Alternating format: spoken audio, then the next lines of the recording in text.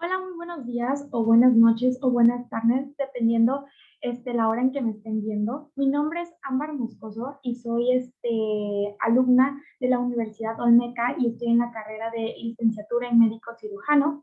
Y hoy les quiero hablar un poco, el tema que hoy les voy a compartir es sobre las glándulas paratiroides. Se puede decir que en este pequeño video ustedes van a saber lo básico que necesitan saber por si van a hacer un examen, una tarea, de acuerdo a este tema. Sin más preámbulo, vamos a comenzar. Antes que nada, tenemos que decir qué es, o vamos a empezar definiendo qué es la glándula paratiroides. Bueno, esta va a ser una glándula endocrina que se va a disponer en pares, un par superior y un par inferior. Entonces, ¿qué nos quiere decir esto? Que va a haber 4 glándulas paratiroides. Bueno, ya que tenemos eso en específico, vamos a pasar con la función. ¿Cuál es la función de esta glándula? Bueno, su principal función va a ser el aumento o elevar los niveles de calcio, ya sea en todos los líquidos del organismo, a esto me refiero a en sangre, o también puede ser elevar el nivel de calcio en lo que son los tejidos del organismo. Puede ser en líquidos o en tejidos, pero su función principal va a ser el aumento de calcio. Bueno, esto se le va a denominar lo que es la calcemia. El aumento de calcio se denomina calcemia. Teniendo ya claro la función, vamos a pasar a los componentes que integran lo que es la glándula paratiroides. Ya tenemos su función, ahora los componentes. ¿Qué hace que la glándula paratiroides sea específica y tenga esa función? Principalmente va a contar con lo que es va a contar con lo que es células. Va a tener dos tipos celulares en su estructura y estas van a ser las células del parénquima, las que van a denominar o las que van a hacer que se le dé la función específica. Entonces vamos a tener dos tipos celulares, las cuales van a ser las células principales y las células oxífilas, como aquí lo ven en las imágenes. Estas células principales y las oxífilas van a tener diferentes funciones y diferentes componentes. Por ejemplo, ya les mencioné la función de la glándula paratiroides, que es el aumento de calcio en los líquidos y en los tejidos del organismo. Bueno, ¿qué hace? O sea, ¿cómo se eleva este calcio en sangre? Ah, bueno, pues aquí tenemos lo que es la célula principal, que va a ser la encargada de secretar lo que es la hormona paratiroides o PTH, abreviada. Esta hormona paratiroides la va a secretar lo que es la célula principal. Aquí es el primer paréntesis que ustedes deben de tener en cuenta. ¿Quién secreta la hormona paratiroides?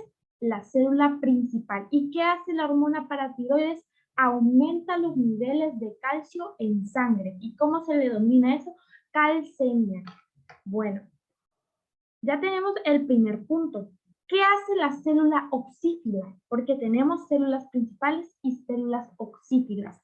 Las oxífilas son estas que vemos aquí, que van a tener más un tono eosinófilo. ¿Por qué? Porque van a tener abundantes mitocondrias. Eso es lo que va a causar se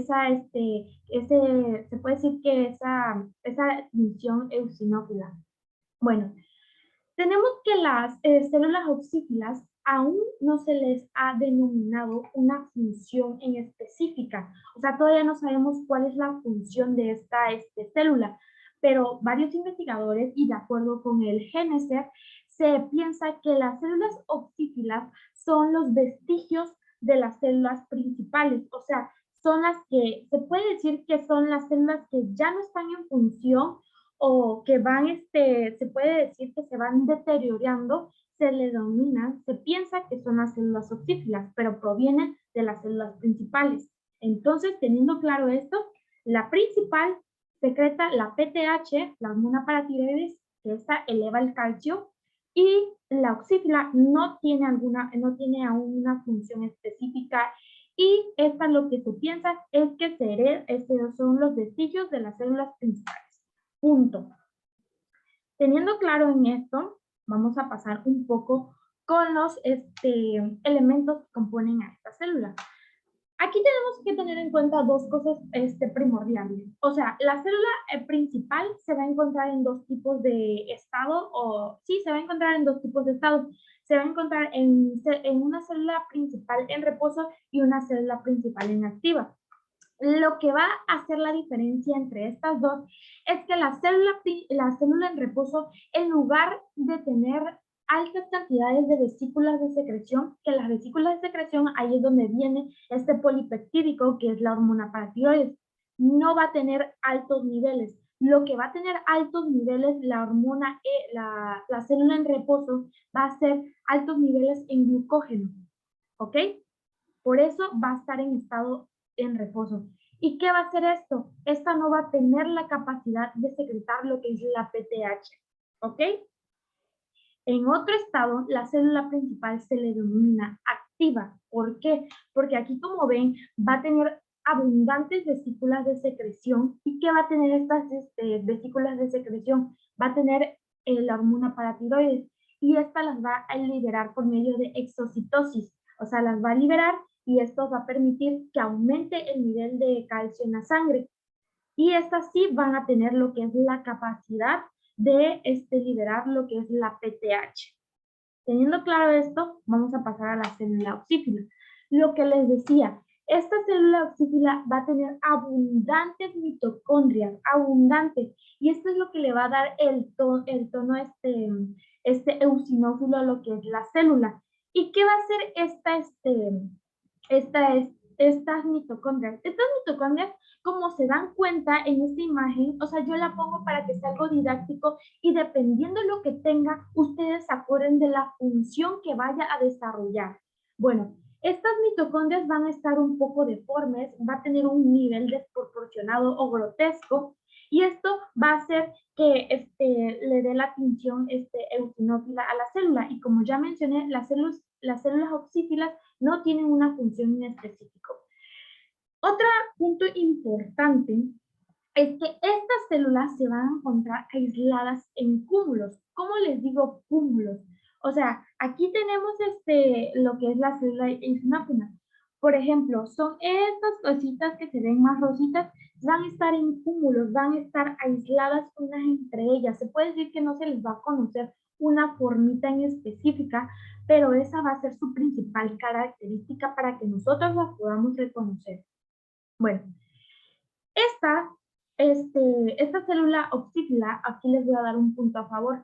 ¿Por qué se puede decir que piensan que son vestigios de las células principales? ¿Por qué? Porque estas células oxífilas aparecen a partir de los 6 y 7 años de edad de un niño. No antes y no más. ¿Ok?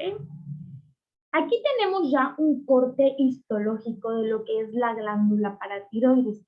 ¿Y qué va a integrar esta glándula paratiroides? Bueno, va a ser, ¿cómo que se llama? Lo que son los capilares. Va a tener abundantes capilares sanguíneos, que son los que vemos por aquí. Aquí se van a encontrar lo que son las células principales, que estas van a tener una tinción un poquito más basófila y se van a ver, se puede decir que las bolitas más definidas. Y lo que tenemos las células oxífilas. Aquí están, que están en cúmulos o aisladas y estas van a tener una tinción más eosinófila. También vamos a tener abundante tejido adiposo, que aquí vamos a tener lo que es el estroma de este órgano endocrino. Bueno, recapitulando un poco, el parénquima de esta célula, de este órgano, va a ser lo que es las células oxífilas y las células principales. El estroma va a ser el tejido adiposo unipolar y tejido conjuntivo, porque este órgano va a estar rodeado por una cápsula delgada de tejido conectivo, que esto va a hacer que lo va a proteger y lo va a separar de lo que es la glándula tiroides. Otra cosa importante que deben de saber es que ¿cuál es el origen de este? Bueno, se va a desarrollar a partir de lo que son las células endodérmicas y van a provenir de la cuarta y de la tercera bolsa faríngea, cada una de los pares superiores y de los pares inferiores. Se puede decir que aquí tenemos ya la estructura o ya esté desarrollado todo lo que tenemos que saber de esta glándula. También tenemos que saber cuáles son las correlaciones clínicas cuando hay una alteración o una afectación a lo que es la glándula paratiroides. Bueno, tenemos lo que es el hiperparatiroidismo. ¿Esto qué va a hacer? Se va a dividir en dos, hiperparatiroidismo primario y hiperparatiroidismo secundario. ¿Qué hace el primario? Rápido, fácil. Va a ser tumores o hiperplasia en lo que es la glándula paratiroides. ¿Y qué va a causar esto? Va a secretar ese tumor o la hiperplasia que va a haber en la glándula paratiroides. ¿Qué va a hacer? Va a secretar elevadas cantidades de lo que es la PTH, y esto va a producir un daño en nuestro organismo. Y bueno, y la secundaria va a ser lo contrario. Esta lo que va a hacer es que va a secretar muy bajas cantidades de calcio y y va a hacer, se puede decir que el efecto contrario. Ya teniendo claro todo esto, vamos a pasar a lo final. Vamos a recapitular un poco. Ya sabemos que la glándula la glándula paratiroides es endocrina, van a ser 4 de ellas, pares superiores, pares inferiores, va a estar recubierta de una cápsula delgada de tejido conjuntivo. Las células de su parénquima van a ser las células primarias, las oxígenas. Las células primarias se van a dividir en lo que son los estados en reposo y activas. Los estados en reposo no tienen la capacidad de liberar lo que es la PTH, y en las activas esas ya sí van a tener esa capacidad. Las oxífilas van a hacer lo que no van a tener una función en específico, porque no se ha investigado aún cuál es, o sea, no se ha encontrado cuál es su función. El origen embriológico van a ser que provienen de las células endodérmicas, de la tercera y de la cuarta bolsa faríngea. Y tenemos que también el mecanismo de la PTH. El mecanismo de la PTH va a hacer que esto se puede decir que el aumento de calcio se da por lo que es la hormona paratiroides.